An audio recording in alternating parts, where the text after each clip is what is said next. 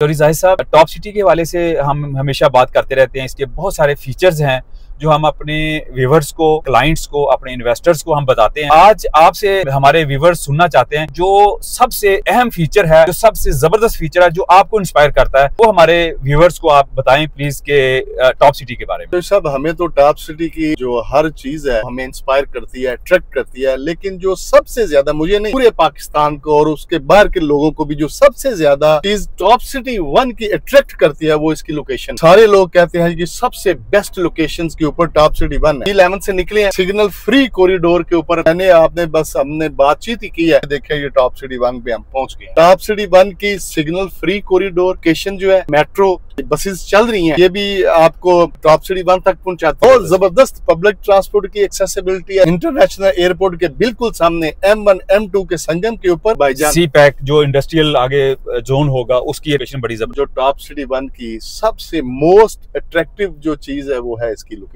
बात कहूंगा यहाँ पे हमसा है तो कोई सामने आए, लोकेशन लोकेशन लोकेशन। बिल्कुल। अगर टॉप सिटी जैसी कोई लोकेशन है तो कमेंट्स में जरूर मेंशन करिएगा, फिर हम उसको बिल्कुल, आप जो बाकी दोस्त है, जो व्यूवर्स है हमारे, वो जरूर कंपेयर करिएगा। तो टॉप सिटी 1 को आप 100/100 मार्क्स इसलिए देते हैं क्योंकि इसकी लोकेशन लोकेशन लोकेशन जो है वो सबसे टॉप पे।